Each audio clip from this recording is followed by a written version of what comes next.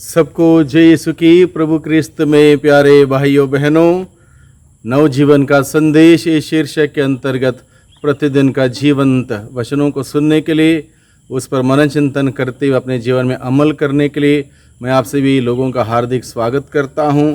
आज अगस्त की 29 तारीख है और ये मंगलवार है और आज के दिन में हम लोग संत यूहन्ना बपतिस्ता की शहादत की स्मृति मनाते हैं।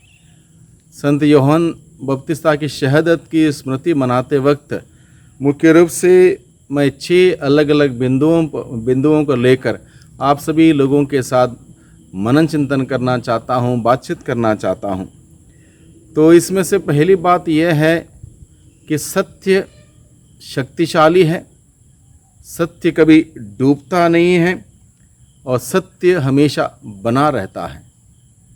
शहादत के पीछे, संत यूहन्ना बपतिस्ता के शहादत के पीछे का कारण यही है, उसने सत्य बोलने की हिम्मत की, साहस किया, सत्य सामने रखा और सत्य के लिए, सत्य बोलने के लिए उसको अपनी जान की कुर्बानी देनी पड़ी। तो इस बात को हम लोग आज के दिन में सुनेंगे, मनन चिंतन करेंगे, विचार करेंगे और इसमें से हम सीख हासिल करेंगे। तो पहली बात आज के दिन में हम सबों के लिए मनन चिंतन करने के लिए, यूहन्ना बपतिस्ता ने सत्य को उजागर किया, प्रकट किया और उसकी कीमत उसको चुकानी पड़ी। कीमत क्या है? उसको अपनी जान गंवानी पड़ी, क्योंकि उसने सत्य हेरोद के सामने रखा।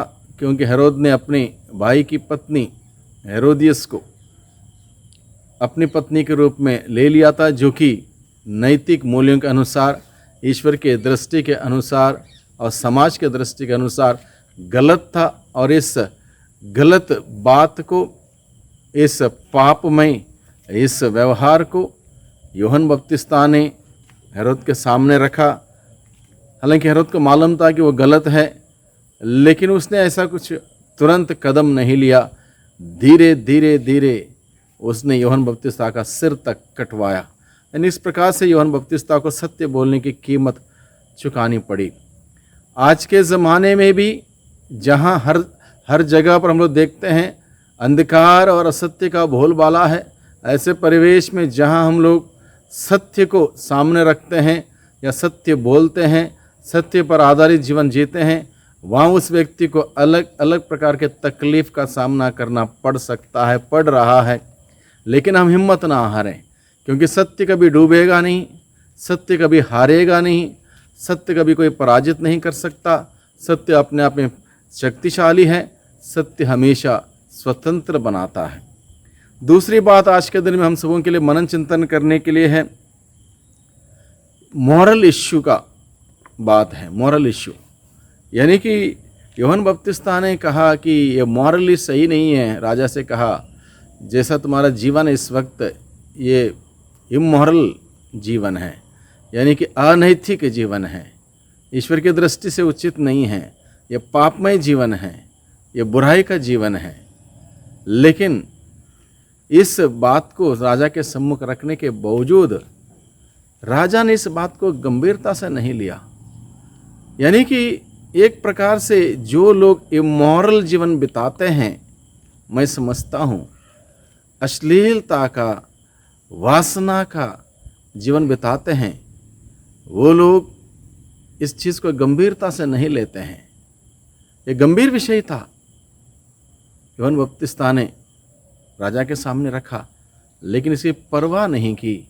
यानी कि आज के ज़माने में भी हम लोग देखते हैं अश्लील या फिर वासना से संचालित कार्यकलापों में व्यस्त लोग उसी में डूबे रहते हैं, वहाँ से बाहर नहीं निकलते, बाहर आने का प्रयास नहीं करते और उस विषय को बड़े मामूली, नॉर्मल बात के रूप में ग्रहण करते हैं, जो कि इंसान को एक दिन बर्बादी की ओर ले चलता है। आधुनिक मीडिया जो गलत इस्तेमाल करने पर इंसान को बर्बाद कर सकता है। इसलिए आज के दिन में इन सभी बातों को लेकर मनन चिंतन करना, साथ ही साथ ऐसे बातों में फंसे हुए लोगों के लिए प्रार्थना करना हमारा दायित्व है। तीसरी बात आज के दिन में मनन चिंतन करने के लिए है, हेरोद तैयार नहीं था अपनी जीवन को बदलने के लिए, हेरोद के अंदर की कठोरता, उस पाप में रहने की, पाप में उस आदत में रहने की, पाप में उस संगति में रहने की, उनके हृदय की कठोरता दर्शाता है।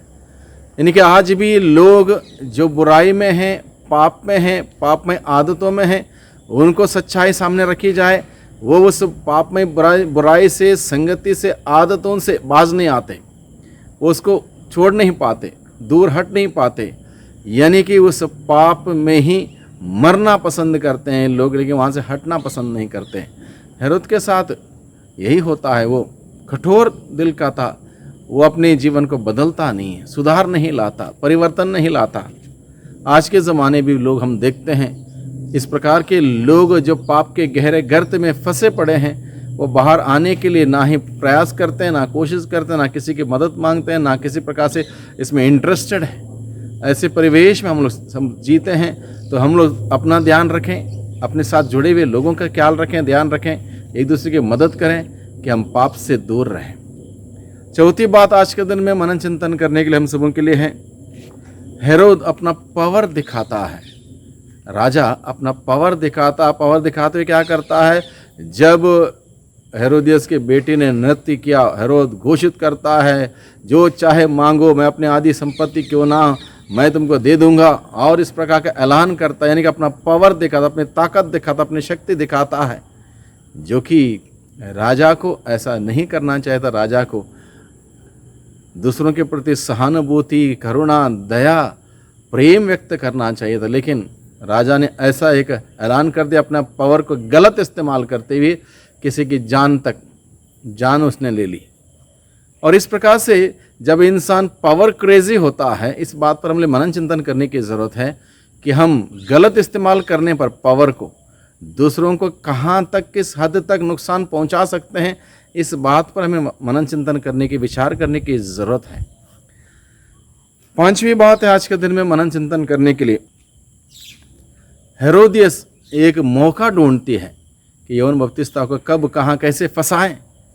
तो आज के परिवेश में भी लोग मौका ढूंढते हैं, जो अंधकार की शक्ति से संचालित हैं, बुराई से संचालित हैं, वो मौका ढूंढते हैं। जो इंसान सच्चा है उसको बदनाम करने के लिए, नाम खराब करने के लिए, उसको नीचे गिराने के लिए और उसका नुकसान करने के लिए लोग आज भी तैयार हैं। हिम्मत ना हारें, दुनिया तैयार रहेगी चारों तरफ से, बातों के द्वारा, विचारों के द्वारा, बातें फैलाने के द्वारा। हिम्मत ना हारें, हमारा ध्यान उस प्रभु पर केंद्रित रहे, उस सत्य पर हम चलें। सत्य कभी डूबेगा नहीं, हारेगा नहीं, पराजित नहीं होगा। सत्य शक्तिशाली है, हमें आज़ाद कर देगा। छठी बात आज के दिन में मनन चिंतन करने के लिए है, यूहन्ना बपतिस्ता की शहादत हुई, मृत्यु हुई, तो हम क्या सीख सकते हैं? सीख यही है, अगर यूहन्ना बपतिस्ता ने उस वक्त उस सत्य को सामने नहीं रखा होता, सत्य एक प्रकार से हम मान सकते हैं पराजित होता। उसने हिम्मत रखी, सत्य को जिंदा रखा, सत्य को उसने जिंदा रखा, जिंदा रखने के लिए खुद की जान कुर्बान कर दी उसने। सत्य जिंदा रहा, ट्रुथ प्रिवेल्स, यानी कि सत्य कभी हारेगा नहीं।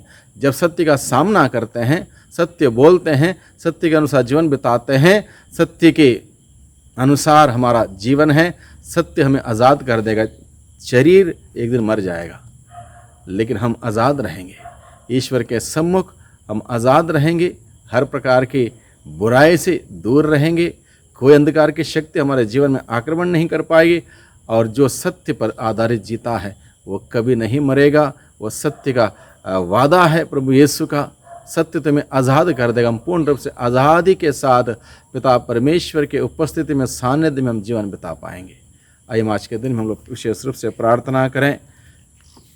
सर्वशक्तिमान पिता परमेश्वर, धन्यवाद देते हैं, आपने हम सबों को आज के दिन में बहुत सारी बातों को हमारे सम्मुख रखा।